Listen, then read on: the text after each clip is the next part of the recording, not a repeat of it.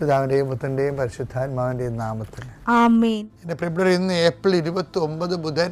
അമ്മേ പരിശുദ്ധ അമ്മേ, അമ്മേ പരിശുദ്ധമേ, ദൈവമാതാവേ, കൃപാസനത്തിലൂടെ ഞങ്ങൾക്കും ഞങ്ങളുടെ ദേശത്തിനും അമ്മ മധ്യസ്ഥം തേടി തന്ന എല്ലാ അനുഗ്രഹങ്ങൾക്കും കൃപകൾക്കും ഞങ്ങളിപ്പോൾ ഹൃദയം നിറഞ്ഞ നന്ദി പറയുന്നു. അമ്മേ പരിശുദ്ധമേ, ദൈവമാതാവേ, 2004 ഡിസംബർ 7 ഉച്ചകഴിഞ്ഞ് 2:30 കൃപാസനത്തിൽ സംഭവിച്ച അമ്മയുടെ പ്രത്യക്ഷപ്പെടലിനെ കുറിച്ച് തിരുസഭയ്ക്ക് സമർപ്പിച്ചിരിക്കുന്ന പഠനരേഖകളുടെ മേൽ സഭാത്മകമായ പഠനം ആരംഭിക്കുവാൻ ഞങ്ങൾ പ്രാർത്ഥിക്കുന്നു. അമ്മേ പരിശുദ്ധമേ, ഭൂസ്വർലോകങ്ങളുടെ രാജ്ഞിയായ അങ്ങേയ്ക്ക് ഭൗമസംരക്ഷണത്തിനായി പ്രപഞ്ചപ്രകൃതിയെ തന്നെ തിരുസഭ പ്രതിഷ്ഠിക്കുവാൻ ഈ പ്രത്യക്ഷീകരണം വഴി ഇടയാക്കണമേ. പരിശുദ്ധമേ, ജപമാല മാതാവേ, സകല കൃപാസനം പ്രാർത്ഥനയോടും ചേർത്ത് ഞങ്ങളിപ്പോൾ പ്രാർത്ഥിക്കുന്ന ഈ കുടുംബത്തിന്റെ പ്രത്യേക നിയോഗം പറ മക്കളെ.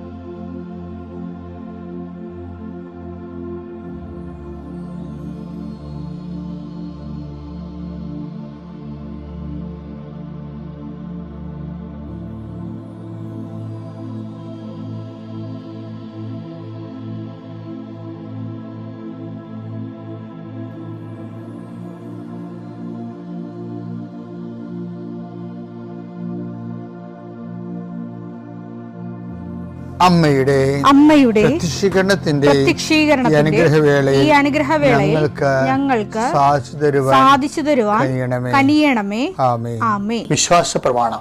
സർവശക്തനായ പിതാവും ആകാശത്തിന്റെയും ഭൂമിയുടെയും സൃഷ്ടാവുമായ ദൈവത്തിൽ ഞാൻ വിശ്വസിക്കുന്നു. അവിടുത്തെ ഏകപുത്രനും ഞങ്ങളുടെ കർത്താവുമായ ഈശോമിശിഹായിലും ഞാൻ വിശ്വസിക്കുന്നു. ഈ പുത്രൻ പരിശുദ്ധാത്മാവിനാൽ ഗർഭസ്ഥനായി കന്യകാമറിയത്തിൽ നിന്ന് പിറന്ന് പൊന്തിയോസ് പീലാത്തോസിന്റെ കാലത്ത് പീഡകൾ സഹിച്ച് കുരിശിൽ തറയ്ക്കപ്പെട്ട് മരിച്ച് അടക്കപ്പെട്ട് പാതാളങ്ങളിൽ ഇറങ്ങി മരിച്ചവരുടെ ഇടയിൽ നിന്ന് 3-ാം നാൾ ഉയർത്ത് സ്വർഗത്തിലേക്ക് എഴുന്നള്ളി സർവശക്തിയുള്ള പിതാവായ ദൈവത്തിന്റെ വലതുഭാഗത്തിരിക്കുന്നു. അവിടെ നിന്ന് ജീവിക്കുന്നവരെയും മരിച്ചവരെയും വിധിക്കുവാൻ വരുമെന്നും ഞാൻ വിശ്വസിക്കുന്നു. പരിശുദ്ധാത്മാവിലും ഞാൻ വിശ്വസിക്കുന്നു. വിശുദ്ധ കത്തോലിക്കാ സഭയിലും പുണ്യവാന്മാരുടെ ഐക്യത്തിലും പാപങ്ങളുടെ മോചനത്തിലും ശരീരത്തിന്റെ ഉയർപ്പിലും നിത്യമായ ജീവിതത്തിലും ഞാൻ വിശ്വസിക്കുന്നു. ആമേൻ. സുഖസ്ഥനായ ഞങ്ങളുടെ പിതാവേ, അങ്ങയുടെ നാമം പൂജിതമാകണമേ. അങ്ങയുടെ രാജ്യം വരണമേ. അങ്ങയുടെ തിരുമനസ് സ്വർഗത്തിലെ പോലെ ഭൂമിയിലും ആകണമേ. അന്നു വേണ്ടുന്ന ആഹാരം ഇന്ന് ഞങ്ങൾക്ക് തരണമേ. ഞങ്ങളോട് തെറ്റ് ചെയ്യുന്നവരോട് ഞങ്ങൾ ക്ഷമിക്കുന്നത് പോലെ ഞങ്ങളുടെ തെറ്റുകൾ ഞങ്ങളോടും ക്ഷമിക്കണമേ. ഞങ്ങളെ പ്രലോഭനത്തിൽ ഉൾപ്പെടുത്തരുതേ, തിന്മയിൽ ഞങ്ങൾ രക്ഷിക്കണമേ. ആമേൻ. നന്മ നിറഞ്ഞ മറിയമേ, സ്വസ്തി. കർത്താവ് അങ്ങയുടെ കൂടെ സ്ത്രീകളിൽ അങ്ങ് അനുഗ്രഹിക്കപ്പെട്ടവളാകുന്നു. അങ്ങയുടെ ഉദരത്തിൻ ഫലമായി ഈശോ അനുഗ്രഹിക്കപ്പെട്ടവനാകുന്നു. പരിശുദ്ധ മറിയമേ, തമ്പുരാന്റെ അമ്മേ, പാപികളായ ഞങ്ങൾക്ക് വേണ്ടി ഇപ്പോഴും ഞങ്ങളുടെ മരണസമയത്തും തമ്പുരാനോട് അപേക്ഷിക്കണമേ. ആമേൻ. കർത്താവേ, നിന്റെ ഉന്നതമായ നാമത്തിന് സ്തോത്രം ചെയ്യുന്നു. കർത്താവേ, നിന്റെ വിശുദ്ധ പൗരോഹിത്യത്തെ മഹത്വപ്പെടുത്തണമേ.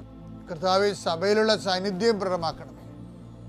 40 വർഷം ഞാൻ അർപ്പിച്ച കുർബാനയുടെ യോഗ്യതയാണ്. കൃപാസ്ഥാനത്താറെ ജീവനോടെ പ്രത്യക്ഷപ്പെട്ട പരിശുദ്ധമ്മയുടെ പ്രത്യക്ഷീകരണത്തിന് സ്ഥിരീകരണത്തിനായി അങ്ങയുടെ മക്കൾ ഇന്ന് അഭിമുഖിക്കുന്ന എല്ലാ വിഷയത്തിൻ്റെ മേലും സഞ്ചാരി മാതാവി സമയത്തിൻ്റെ അധികാരി അമ്മയുടെ പ്രത്യേകമായ സാന്നിധ്യം ഉണ്ടായിക്കൊണ്ട് കർത്താവേ, ഞങ്ങളുടെ കഴിവ് കൊണ്ടല്ല, അങ്ങയുടെ കൃപ കൊണ്ടാണ് അങ്ങയുടെ മക്കൾ എവിടെയെല്ലാം യാത്ര ചെല്ലുന്നുവോ, ഏതെല്ലാം പരീക്ഷ എഴുതുന്നുവോ, ഏതെല്ലാം പരീക്ഷ റിസൾട്ട് കാത്തിരിക്കുന്നുവോ, ഓരോ വിഷയത്തിനും മനസ്സ് ബന്ധു നീറിക്കൊണ്ട് കാത്തിരിക്കുന്ന സഹായം പ്രതീക്ഷിക്കുന്ന ഓരോ സ്ഥലങ്ങളെയും കർത്താവേ, അത് നഷ്ടപ്പെട്ടു പോകാതെ അവർക്ക് കിട്ടാനും അവർക്ക് അനുഭവവേദ്യമാക്കാനും കർത്താവെ സഹായിക്കണമേ എന്ന് പ്രാർത്ഥിക്കുന്നു. നഷ്ടപ്പെട്ടു പോകുന്ന സ്ഥലങ്ങൾ, നഷ്ടപ്പെട്ടു പോകുന്ന ബന്ധങ്ങൾ, നഷ്ടപ്പെട്ടു പോകുന്ന കരാറുകൾ, ഇങ്ങനെ നഷ്ടപ്പെട്ടു പോകാൻ സാധ്യതകളെല്ലാം കർത്താവിൻ്റെ നാമത്തിൽ ബന്ധിക്കുന്നു. ഓരോ സ്ഥലവും ഓരോ വിഷയത്തെ നീ ആസ്പദമായിക്കൊണ്ട് അതിനെ അധികരിച്ചുകൊണ്ട് ഓരോ വിഷയത്തിൻ്റെ മേലും നീ ആഗ്രഹം അവലംബിച്ചുകൊണ്ട് അത് ഓരോ ഡേറ്റും ഓരോ നീ പ്രത്യാശയോടെ കാത്തിരിക്കുന്ന ചില വ്യക്തികളുടെ വരവ്, പ്രത്യാശയോടെ കാത്തിരിക്കുന്ന ചില ഓഫറുകൾ, പ്രത്യാശയോടെ കാത്തിരിക്കുന്ന ചില തീയതികൾ എല്ലാം എൻ്റെ ദൈവവേദനയെ നിനക്ക് അനുഗ്രഹമായി മാറട്ടെ. അതിനെതിരെ വരുന്ന എല്ലാ തിന്മയുടെ ശക്തികളെയും ഈശോയുടെ നാമത്തിൽ ഞാൻ ബന്ധിച്ചു കർത്താവിന് കാൽക്കീഴിലാക്കുന്നു. കർത്താവെ, രോഗികൾ, പീഡിതർ, കുടുംബസമാധാനം ഇല്ലാത്തവർ, വിദേശ യാത്ര ചെയ്യുന്നവർ, കർത്താവെ അവരെല്ലാം നീ ആശീർവദിക്കണമെന്ന് പ്രാർത്ഥിക്കുന്നു. എൻ്റെ കർത്താവിൻ്റെ ഉന്നതമായ നാമത്തിൽ സഭയുടെ അധികാരത്തിൽ കുരിശിൻ്റെ അടയാളത്തിൽ ഉപരി പഠനത്തിന് വേണ്ടി ചിന്തിക്കുന്നവരും ആലോചിക്കുന്നവരും അതിനുവേണ്ടി പരിശ്രമിക്കുന്നവരും അവരുടെ കഴിവിനേക്കാൾ കൂടി ദൈവത്തിൻ്റെ കൃപയാൽ അവർ ചെന്നെത്തേണ്ട ഇടത്ത് അവരെ എത്തിക്കാൻ വേണ്ടി പരിശുദ്ധമ്മ ദൈവമാതാവിൻ്റെ മധ്യസ്ഥ പ്രാർത്ഥിക്കുന്നു. കർത്താവ് അസ്ഥിരോഗികളെ നിസുഖപ്പെടുന്നതിനെ ഓർത്ത് നന്ദി പറയുന്നു. ആ ദർശനത്തിലുള്ളതാണ്. അസ്ഥിരോഗികളെ കർത്താവ് സുഖപ്പെടുന്നതിനെ ഓർത്ത് നന്ദി പറയുന്നു. നിത്യം പിതാപുത്രൻ പരിശുദ്ധാത്മാവായ സർവേശ്വരെ നീക്കുവാമേ. എൻ്റെ പ്രിയപ്പെട്ടവരെ, നമ്മളെപ്പോഴും ധ്യാനിക്കുന്ന ഒരു വാക്കാണ്. എന്താണെന്നറിയാമോ? നിങ്ങൾ അവിശ്വസ്തരായിരുന്നാലും ദൈവം വിശ്വസ്തനായിരിക്കും. ഞാൻ തന്നെ കുറേ പ്രാവശ്യം പറഞ്ഞിട്ടുണ്ട്. 2 തിമോത്തിയാണ് 2:13. നാം അവിശ്വസ്തരായിരുന്നാലും അവൻ വിശ്വസ്തനായിരിക്കും. എന്തെന്നാൽ തന്നെ തന്നെ നിഷേധിക്കുക അവന് സാധ്യമല്ല. ഇപ്പം എന്താ പ്രോബ്ലം വെച്ച് കഴിഞ്ഞാൽ, ഇതൊരു ആശയതലമാണ്. ദൈവത്തെക്കുറിച്ച് അറിഞ്ഞെടുത്തോളൂ ഈ അപ്പോസ്തലൻ പറയണതാണ്. പൗലോസ് അപ്പോസ്തലൻ്റെയൊക്കെ ക്രിസ്റ്റോളജിയുടെ ചില പരിമിതികളെന്ന് പറയുന്നത്, അദ്ദേഹം ഒരു ലേറ്റർ എൻട്രിയാണ്, ഇടയ്ക്ക് വന്ന ആളാണ്. അപ്പോൾ അതുകൊണ്ട് അദ്ദേഹത്തിൻ്റെ അനുഭവങ്ങളുടെ മുഴുവനും പരിശോധിച്ച് നമുക്ക് മനസ്സിലാവും ഇത് പഴയ നിയമമാണ് ഇങ്ങേര് അവലംബിക്കണമെന്ന് മനസ്സിലാവും. പഴയ നിയമമാണ് അവതരിപ്പിക്കുന്നതെല്ലാം മോസസിൻ്റെ അബ്രാഹത്തിൻ്റെയും ദൈവത്തെയാണ് പലപ്പോഴും അദ്ദേഹം അവതരിപ്പിക്കുന്നത്. ഈ മോസസിൻ്റെയും എബ്രാഹത്തിൻ്റെയും ദൈവം കഴിഞ്ഞിട്ട് യേശുക്രിസ്തുവിന് ദൈവം വരുന്നുണ്ട്. അത് പുള്ളിക്ക് അത്ര കണ്ട് പിടിയില്ല. എന്താ കാര്യം വെച്ച് കഴിഞ്ഞാൽ, നിങ്ങളോർക്കും അച്ഛൻ ഇങ്ങനെ പറയണത്, യേശുക്രിസ്തുവിൻ്റെ ദൈവം എന്ന് പറയുന്ന വിശ്വാസത്തിൻ്റെ അവസാന വാക്കാണ്. പൗലോസ് അപ്പോസ്തലൻ എന്താ പറയണത്? നമ്മൾ അവിശ്വസ്തരായിരുന്നാലും ദൈവം വിശ്വസ്തനായിരിക്കും. അത് എബ്രാഹത്തിന് കൊടുത്ത വെളിപാടിൻ്റെയും മോസസിന് കൊടുത്ത വെളിപാടിൻ്റെയും പിന്തുടർച്ചയാണ് ആ പറയണത്. പക്ഷേ പുതിയ നിയമത്തിൽ എങ്ങനെ പറയണത്? പുതിയ നിയമത്തിൽ യേശുക്രിസ്തു വിശ്വസ്തനായിരുന്നു അല്ലേ? പക്ഷേ പ്രയോഗത്തിൽ ദൈവം വിശ്വസ്തനായിരുന്നില്ല. അപ്പോൾ നിങ്ങളോർക്കും അച്ഛൻ പറയുന്ന പാഷാണ്ഡതയാണ്. പാഷാണ്ഡതയല്ല, ഈ ആബ്സെൻസ് ഓഫ് ഗോഡ് പ്രീസപ്പോസ് ചെയ്തുകൊണ്ട് മാത്രമേ ഒരു വിശ്വാസിയുടെ PhDയിലേക്ക് പോകാൻ പറ്റത്തുള്ളൂ. ബിരുദാനന്തര ബിരുദമില്ലേ? അതെന്ന് പറഞ്ഞാൽ എന്താണത്? ദൈവം അവിശ്വസ്തനായിരുന്നാലും നമ്മൾ വിശ്വസ്തരായിരിക്കണം. അതുകൊണ്ട് പൗലോസ് അപ്പോസ്തലൻ പറയണത്, ഞങ്ങൾ ദൈവം അവിശ്വസ്തനാണെന്ന് അല്ല ഞാൻ പറഞ്ഞത്, അങ്ങനെ കാണപ്പെടാവുന്നതാണ്. മനസ്സിലായ? എന്ന് വെച്ച് കഴിഞ്ഞാൽ അതാണ്, ഞങ്ങൾ പരാജയപ്പെട്ടവരായിട്ട് കാണപ്പെട്ടാലും നിങ്ങൾ വിജയിക്കണമെന്ന് അദ്ദേഹം പറയുന്നുണ്ട്. 2 കൊരിന്ത്യർ 13:7. ഞങ്ങൾ പരീക്ഷയിൽ വിജയിച്ചവരായി കാണപ്പെടണമെന്നില്ല. ഞങ്ങൾ പരീക്ഷ വിജയിച്ചവരായി കാണപ്പെടണമെന്നില്ല. ഞങ്ങൾ പരാജിതരായി കാണപ്പെട്ടാലും നിങ്ങൾ നന്മ പ്രവർത്തിക്കണം. അപ്പോൾ അത് കാണപ്പെടാന്ന വാക്ക് അവിടെ ഉപയോഗിക്കേണ്ട കാര്യമില്ലേ ശരിക്കും പറഞ്ഞാൽ? കാരണം ഞങ്ങൾ പരാജിതരായി കാണപ്പെട്ടാൽ, അതായത് ഒരു പ്രതീതി നമ്മൾ പരാജയപ്പെട്ടു എന്നുള്ളത് നമുക്ക് ഒരു പ്രതീതി നമുക്കുണ്ടായാലും നമ്മളെന്ത് ചെയ്യണം? അതിലൊരു നമ്മൾ യുദ്ധം തോക്കരുത്. മനസ്സിലായ? ഇപ്പം അശുദ്ധ മഹാധ എന്ന് പറഞ്ഞ കുരുക്ഷേത്ര യുദ്ധത്തിലില്ലേ, കുഞ്ചര എന്ന് പതുക്കെ പറയത്തുള്ളൂ. ആ അശുദ്ധാത്മാവ് മരിച്ചു എന്ന് പറയുമ്പോൾ തന്നെ പാളയത്തിൽ പടയായി നിർവീര്യമായി ആൾക്കാർ അണികളിൽ അന്തഛിദ്രയായി അങ്ങനെ പോകരുത്. അതാണ് ഞങ്ങൾ പരാജയപ്പെട്ടവരായി കാണപ്പെടാൻ ചെയ്തത്. പിശാച് ചിലപ്പോൾ അങ്ങനെ കാണിക്കും നമ്മളാണ്. അല്ല, ദൈവം തന്നെ അങ്ങനെ ഒരു പ്രലോഭനത്തിലേക്ക് നമ്മളെ കൊണ്ടുപോകും. അപ്പോഴും എന്താണ് ഉദ്ദേശിക്കുന്നത്? നിങ്ങൾ വിജയിച്ചവരായി നിങ്ങൾ വിജയിക്കണം. ഇപ്പോൾ ചില സമയത്ത് ദൈവം നമ്മളെ കൈവിട്ടതായിട്ട് കാണപ്പെടും. അതാണ് ഞാൻ പറഞ്ഞത്. That's my point. അതായത് ദൈവം ഇപ്പം യേശുവിൻ്റെ ഏറ്റവും വലിയ ആന്തരികമായ ആത്മവിശ്വാസം എന്തായിരുന്നു? പിതാവ് എപ്പോഴും എന്നോട് കൂടി ഉണ്ട്, ഞാൻ ഏകനെല്ലാം തന്നെയാണ്. യോഹന്നാൻ 16:32. എന്നാൽ നിങ്ങൾ ഓരോരുത്തരും താന്താങ്ങളുടെ വഴിക്ക് ചിതറിക്കപ്പെടുകയും എന്നെ ഏകനായി വിട്ടുപോവുകയും ചെയ്യുന്ന സമയം വരുന്നു. അല്ലാതെ വന്നു കഴിഞ്ഞു.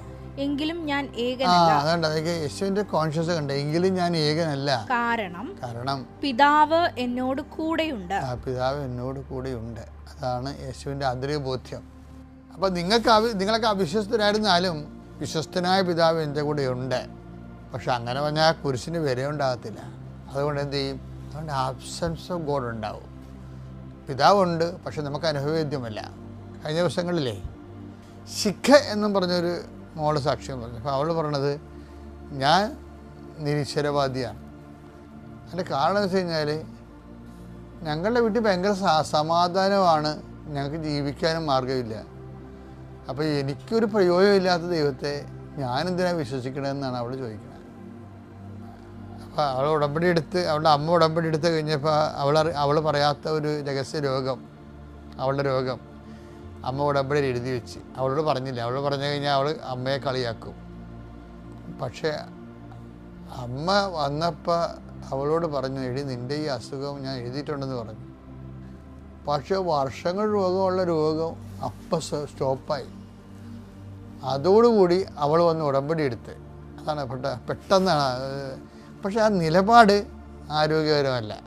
കാര്യം എനിക്ക് അനുഭവവേദ്യമാകുന്നില്ല, അതുകൊണ്ട് ഞാൻ വിശ്വസിക്കണില്ല എന്ന് പറഞ്ഞു കഴിഞ്ഞാൽ വിശ്വാസമല്ലല്ലോ അത്. ദൈവം വിശ്വാസമായിരിക്കുന്നതിൻ്റെ കാരണം, നമ്മുടെ വിശ്വാസത്തിന് വിലയുള്ളതിൻ്റെ കാരണം, നമ്മുടെ വിശ്വാസത്തിന് വില ഇങ്ങനെ കൂടും ചില സമയത്ത്. എപ്പോഴാണ് കൂടാമെന്നറിയാമോ?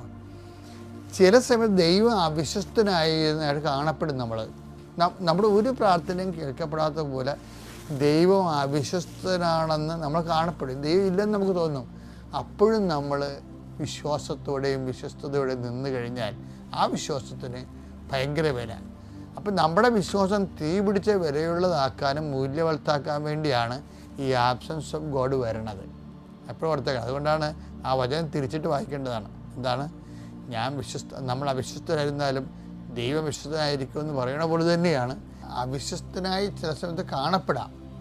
അത് നമ്മളാൾക്ക് ദൈവം അവിശ്വസ്തനായതുകൊണ്ടല്ല, നമ്മൾക്ക് നമ്മുടെ ജീവിത സാഹചര്യം കൊണ്ട് അങ്ങനെ കാണപ്പെടുന്നതാണ്, അങ്ങനെ അനുഭവപ്പെട്ടാലും പിതാവേ നീ എന്തുകൊണ്ട് എന്നെ ഉപേക്ഷിച്ചെന്ന് ഈശോ ചോദിക്കണില്ലേ? അപ്പോൾ ഈശോയ്ക്ക് അതുപോലെ ആബ്സൻസ് ഫീൽ ചെയ്ത്, എന്നിട്ട് ഈശോ എന്ത് പറഞ്ഞു? I come on my spirit. അപ്പോൾ ദൈവം അവിശ്വസ്തനായി കാണപ്പെട്ട് നമ്മുടെ ഒരു പരിമിതി കാരണം, ഈശോയുടെ തീവ്രമായ വേദന കാരണമാണ് ഈശോയ്ക്ക് ദൈവത്തെ ഫീൽ ചെയ്യാഞ്ഞത്. അപ്പോഴും അവിശ്വസ്തനായി കാണപ്പെട്ട് തോന്നി. അപ്പോൾ ഈശോ എന്താ ചെയ്തത്? ഈശോ തൻ്റെ വിശ്വാസത്തെ, പിതാവേ അങ്ങേ കരങ്ങളിൽ എൻ്റെ ആത്മാവിനെ ഞാൻ സമർപ്പിച്ചപ്പോൾ ഈ വിശ്വാസത്തിൻ്റെ അവസാനത്തെ വാക്കായി ഈശോ. അപ്പം നമ്മുടെ വിശ്വാസം മൂല്യവത്താകാൻ വേണ്ടി ഇങ്ങനെ ചില ഡാർക്ക് ഹോളിലൂടെ ചില സമയത്ത് നമ്മൾ കടന്നു പോകും. അതുകൊണ്ട് അതിനെക്കുറിച്ച് ശ്രദ്ധ ജാഗ്രത ഉണ്ടായാൽ മതി. പിതാവിൻ്റെയും പുത്രൻ്റെയും പരിശുദ്ധാത്മാവിൻ്റെയും നാമത്തിൽ.